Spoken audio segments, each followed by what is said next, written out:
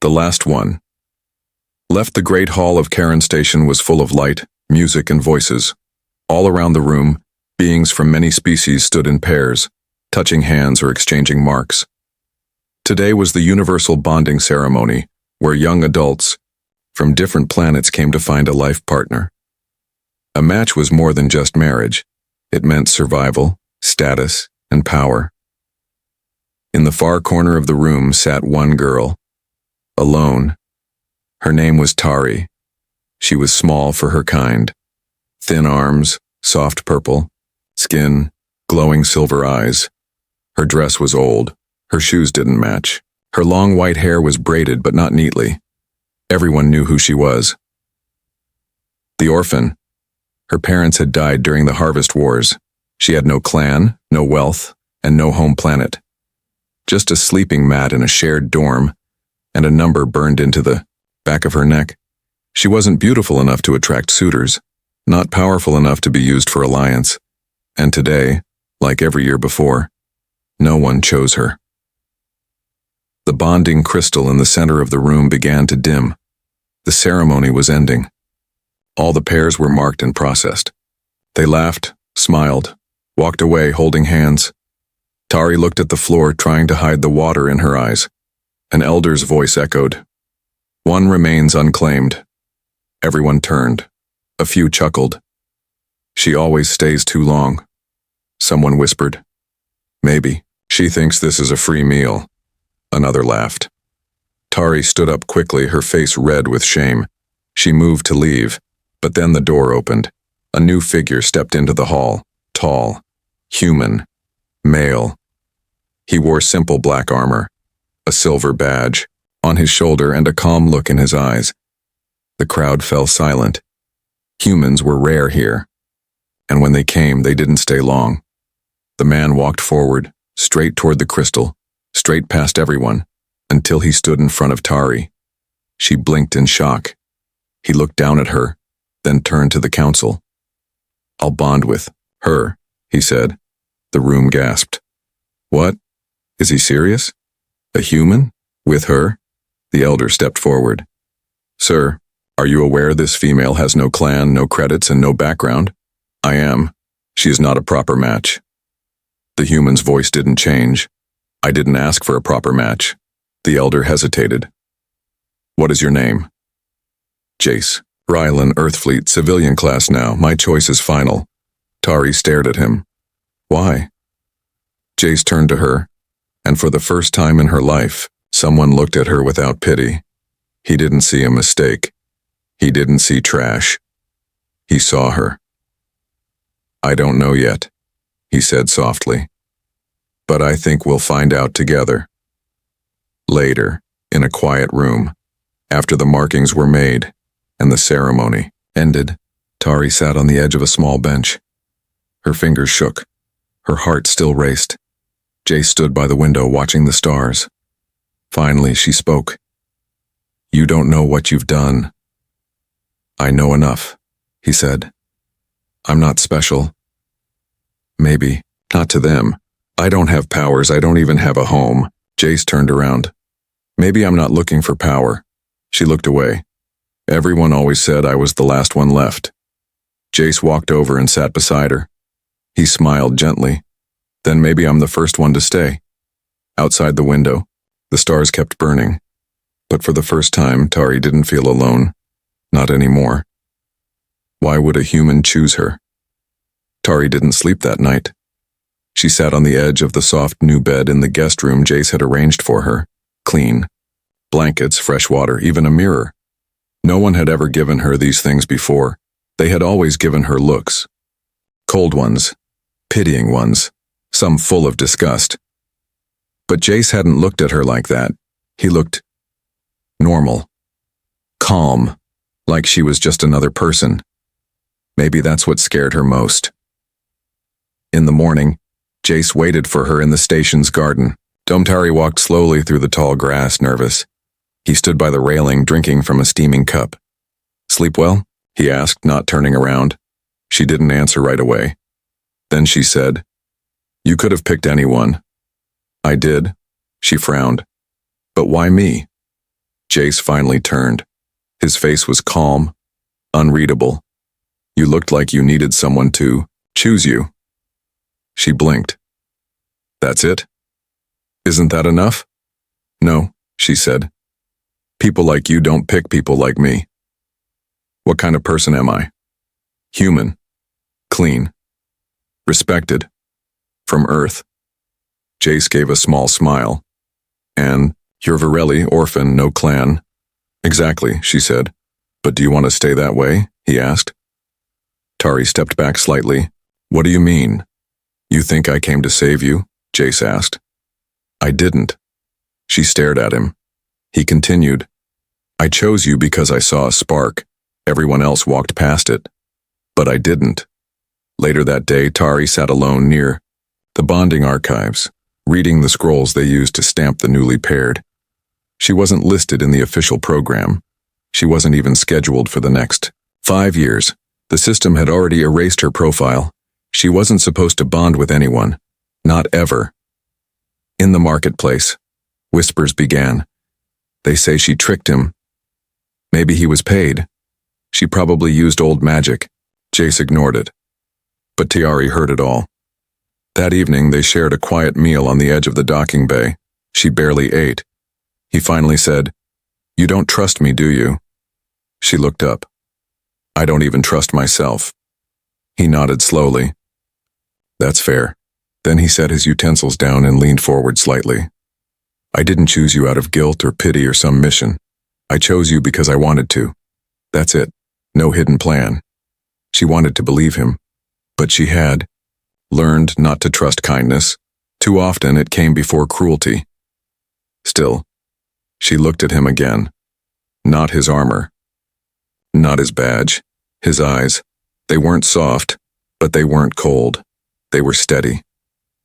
Later, as she prepared for sleep, she stood in front of the mirror. She touched the side of her neck, where the pairing mark now glowed faintly. It was simple. Elegant, real. She was bonded. She had a name beside hers. She whispered it. Jace. And for the first time, she wondered. Maybe she didn't need to understand everything yet. Maybe it was enough to just be chosen, and maybe tomorrow she would choose to stay. The mark awakens. Tari woke up gasping. Her skin was burning, not with pain, but with heat.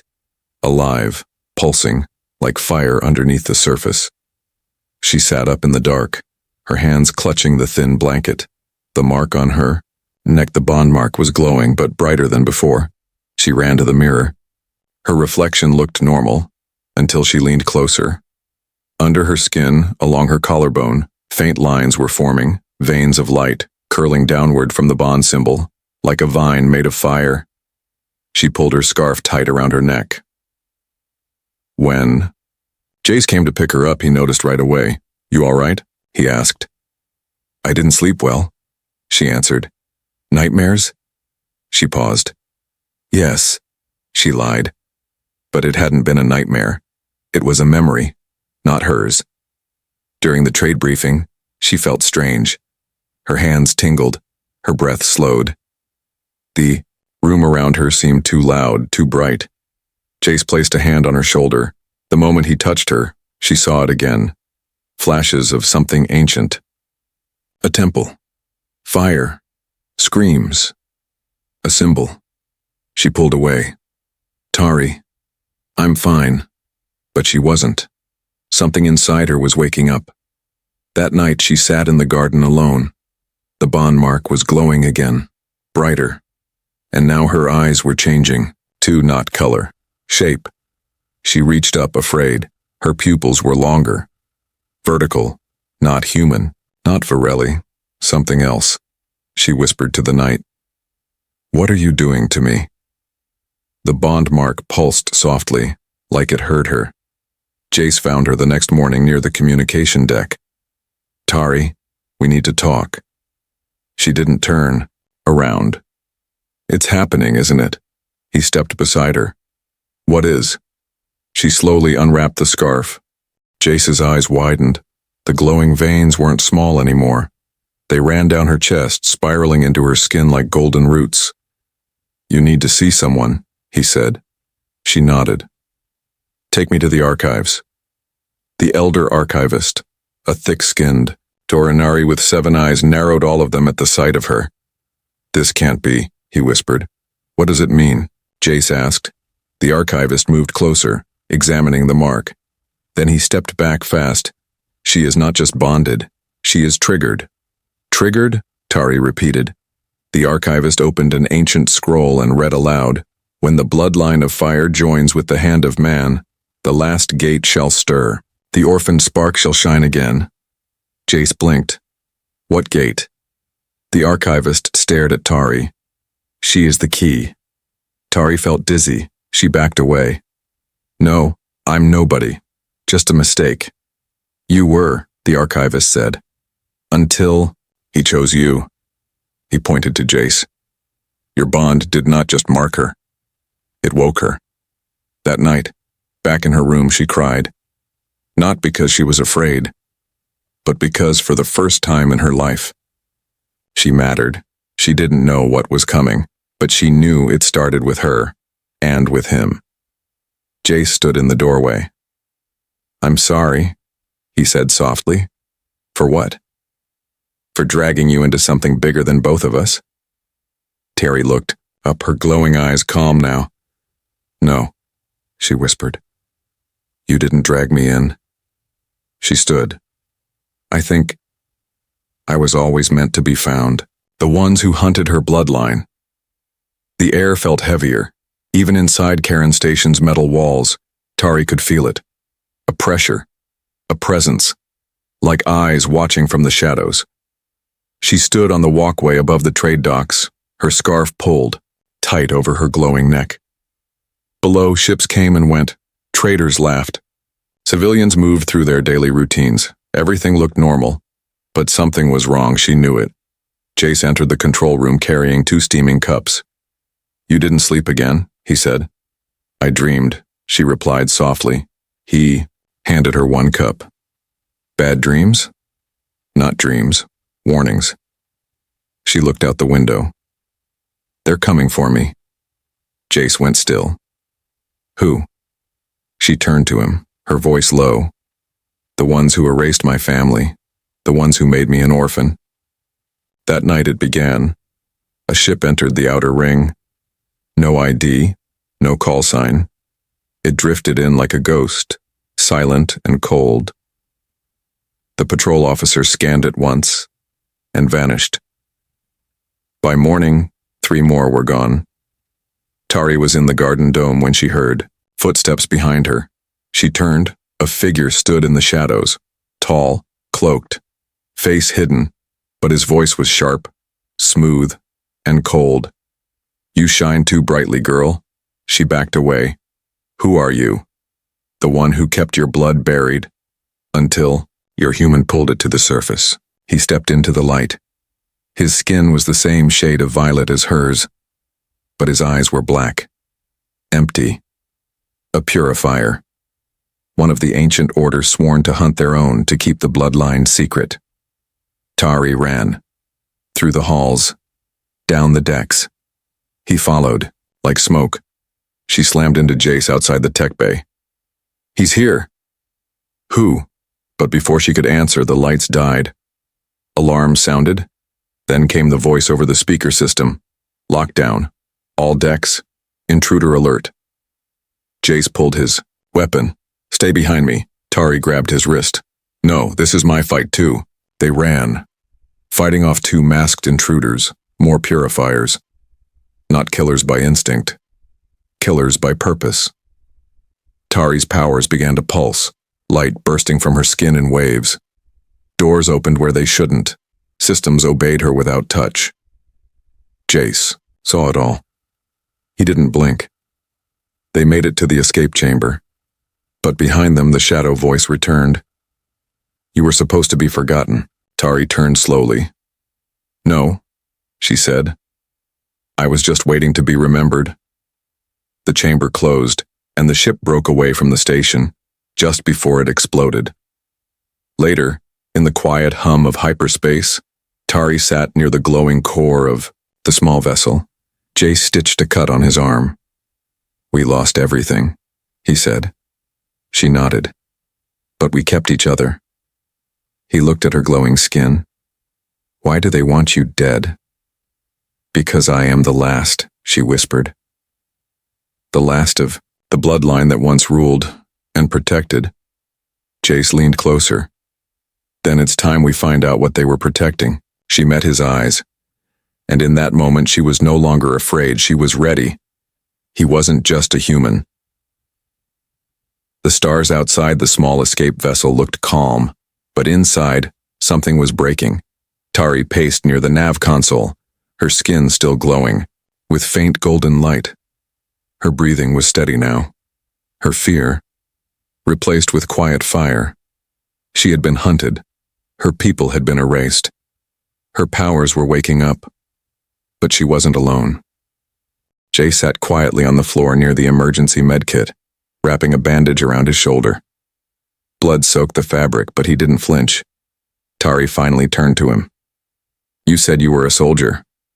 I was, he replied. She tilted, her head. Earth Fleet? He nodded once. Then why did the ship recognize you? She asked. Back there, in the archive vault. The door opened when you touched it. Jace looked up at her, and for the first time since they'd met. He hesitated. I wasn't just a soldier, he said finally. I was part of something else. Tari stayed silent, waiting. Jace pulled a small metal tag from under his shirt. It glowed softly with old tech. Project Helix, he said. A genetic program, top secret, shut down years ago. What was it for? She asked. He stood, slowly. They called it integration research, trying to understand alien genetics, ancient ones. They used DNA samples found in the ruins of lost worlds. Tari's eyes widened. My people's worlds? He nodded. They said it was science, just testing. But they tested on you, she whispered. Jace nodded again. I was one of 12. And the others? Gone? I escaped. Silence filled the ship. Tari stepped closer. All this time, you had alien blood too. Just a drop, he said.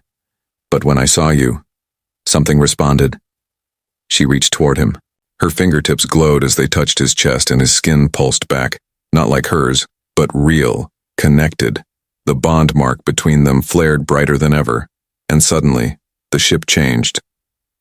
Lights turned blue. A soft chime rang from the control console. Tari rushed over. What did we just trigger? Jace checked the display. Coordinates, he said. Locked and sealed, old star paths, ones not used in centuries. Where do they lead? He looked at her. And for once he didn't know. They followed the Yaoi. Coordinates. Days passed. They spoke more. Laughed once.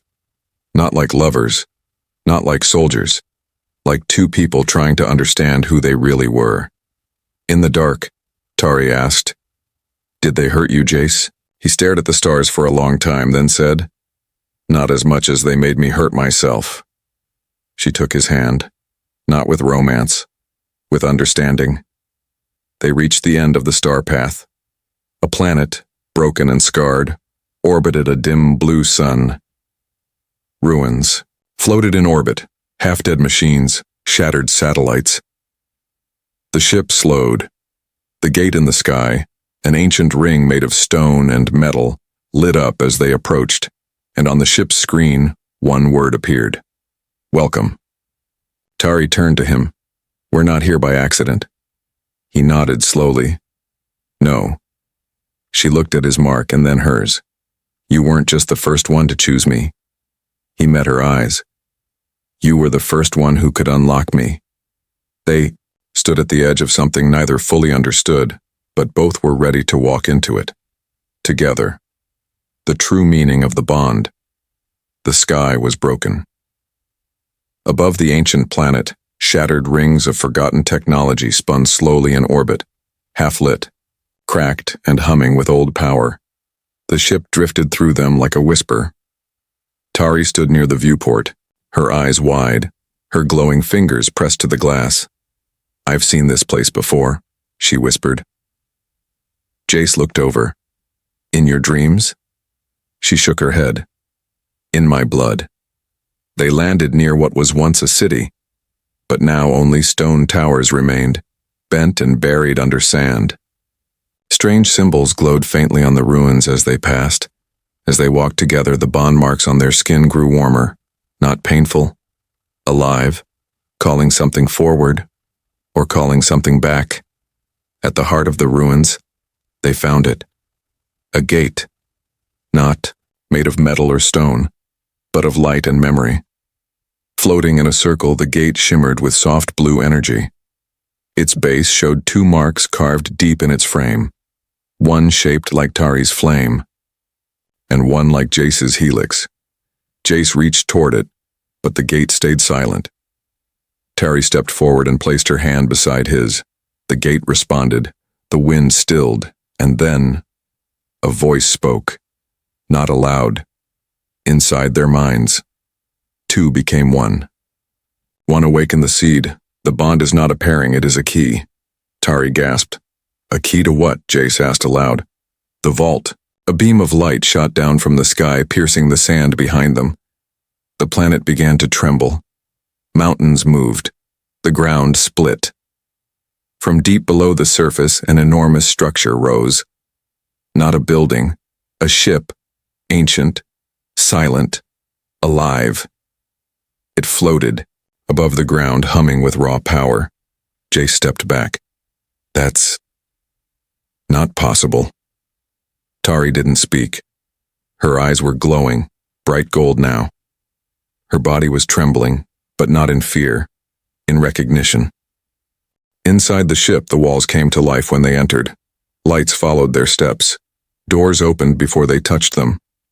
At the center chamber, a sphere floated, crackling with energy. A message appeared across the curved walls in 1,000 languages, but both could read it now.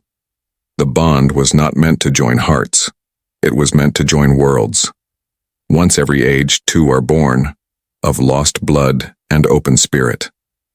They do not follow orders, they awaken purpose. Jace's voice cracked. Are we supposed to fly this thing? Tari touched the sphere. No, she whispered. We're supposed to become it. The ship responded to them. Memory unlocked. They saw it all. The great collapse. The old alliance of stars. The betrayal. The reason her bloodline was hunted. Because they carried the only link to this ship. The Ark of Balance. A vessel not made for war, but to stop one. If activated, it would shut down every weapon in 100 systems, erase control grids, melt borders, end armies, but only if the bond was strong, only if the two gave everything. Tari turned to Jace. We'll lose our powers, our bond, maybe our memories. He looked at her. And if we don't do it, she closed her eyes. War continues. He stepped forward. I'd rather forget who I am than live knowing I didn't stop it. She smiled softly. Then we choose together. They placed their hands on the core, and everything turned white. No pain, just peace, like falling into sleep, after a long, long fight. What the human found out. The galaxy did not hear a sound when the Ark activated. No explosions, no flashing lights, just silence. And then, systems failed. Warships in orbit shut down mid-fight. Planetary defense grids blinked out. Guns turned cold in the hands of soldiers. Across 100 worlds, commanders shouted into silent radios. People panicked, and then they listened. Because a message played everywhere, on every device, screen, ship, and wall. It was a voice, Tari's. We were never meant to fight. We were made to remember. Today, we return balance. Then came Jace's voice. And if you remember anything, let it be this. Peace is not weakness. It's the bravest thing we've ever done. Some wept. Some screamed. Some simply dropped their weapons and sat down because they didn't know what else to do. The war was over, not by treaty, not by surrender, but by two people no one had expected. Far above a moon where the last battle had been raging, a child looked up and saw a new star shining in the sky. Not a sun, Not a flare, but a ship. The Ark. Floating. Alive. Waiting. But Jace and Tari were not aboard anymore. They weren't dead. Not exactly. Their bodies had disappeared. But their energy, their bond, was now part of the ship itself. They had become something more. Something the galaxy hadn't seen in generations. Guardians, not of territory, but of balance. Years passed. Stories spread. Some said it was a lie. Others called it a miracle. But one thing never changed. No more wars came. Every time a planet tried to rise in violence, the Ark arrived, and everything stopped. Just like before. In a quiet learning temple on Earth, a teacher told the story to a group of children. There was a human who chose an alien no one wanted, she said. And together, they changed the stars. One child raised a hand. What happened to them? The teacher smiled. They became something else. Another child whispered, "Will they ever come back?" The teacher pointed to the sky. They never left. In a far corner of the galaxy, on a small quiet world covered in flowers, two glowing marks appeared on a stone. One spiral, one flame. They pulsed softly, in rhythm, still together, still watching, still protecting the peace they gave everything to create. The human didn't just choose the orphan. He discovered the soul of the galaxy, hidden in the one no one believed in, and he gave her what no one else had. Not power, not rescue, but a chance. The end.